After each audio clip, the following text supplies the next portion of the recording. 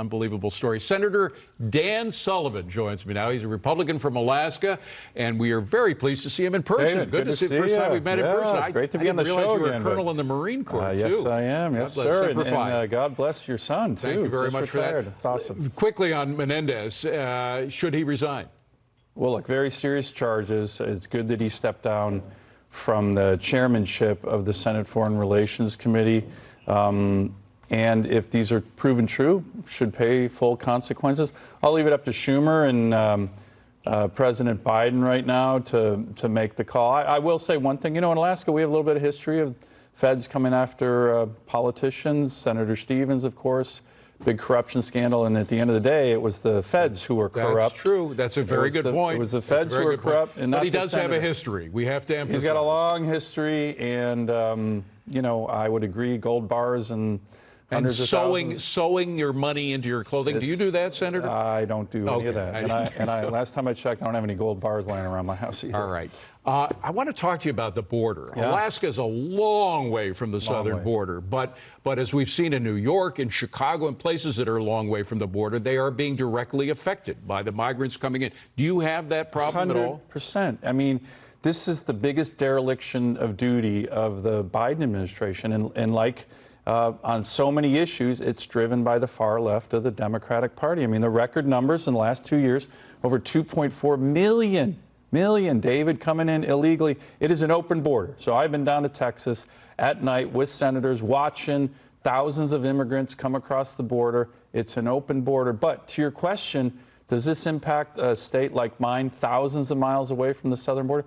You bet it does. And here's why. We have some of the highest rates of fentanyl overdoses of any state in the country. And that is coming from our open border, literally killing Alaskans, killing Americans. This is a national security crisis, health crisis, humanitarian crisis, and it is 100% made by the Biden administration. It is outrageous. Something else that affects you directly, affects just about every Alaskan, is oil, the question of oil.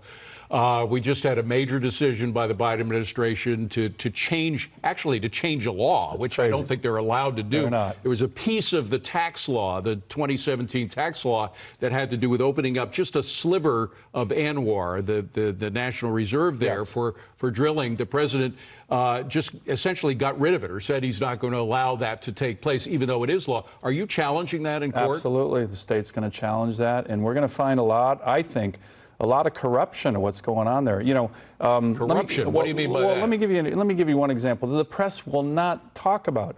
I've written the Inspector General of the Department of Interior to have them look at senior Department of Interior officials who, prior to working at the Department of Interior, were working for far left environmental groups, and then come in to government, and now they're making decisions on Alaska, the same issues they were working on previously. And let me give you even a bigger one. Secretary Holland, she focuses on shutting down Alaska all the time. Get this, over half of all oil and gas permits for drilling on federal land have gone to what state? New Mexico. New Mexico. Imagine that. Secretary Holland's state. David, could you imagine if a Republican administration was shutting down Democrat states all over the country, and yet the Department of Interior secretary was making it drill, baby, drill in his or her state? The media would be nuts. And right now, New Mexico has increased production by 700,000 barrels a day. They've gotten over half of all oil and gas permits in the country. Holland illegally shuts down Alaska, and it's drill, baby, drill in New Mexico. Someone needs to write that story, and I've been giving Senate floor speeches about this. The mainstream media ignores it. Senator, today President Biden is going to be on a picket line, a UAW picket line, because of their strike.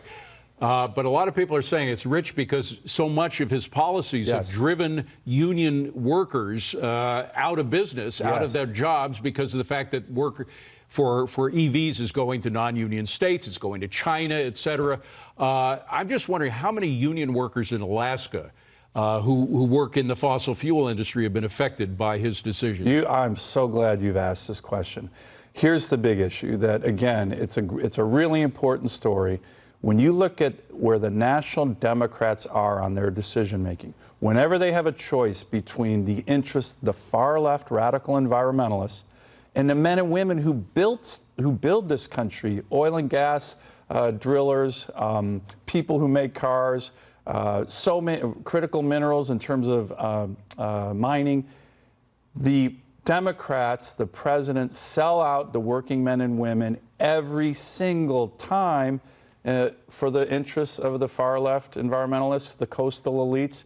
And, you know, this is what they do. I think it's happening. To your point, they're driving this, shoving EVs down everybody's throats. It's hurting men and women who build cars. Is it fair to say, we have to run, but is it fair to say that thousands of workers in Alaska have lost their jobs because of what's happened with the regulations of this administration? Oh, I think the impact's direct, and then the supporting industries, easily thousands. And it's a lot of great American workers, a lot of great American workers in the building trades who, again, when it's a choice with this administration or National Democrats between the far left enviros and the men and women who built this country, they always go with the radical far left elites. And I'm really glad you asked that question of me, because it's an issue I raise a lot. Well, I'm really glad to see you in person. We haven't met in person. Good to see you. Good to see you, David. Great to be on the program. Great state of Alaska. Appreciate it. Well.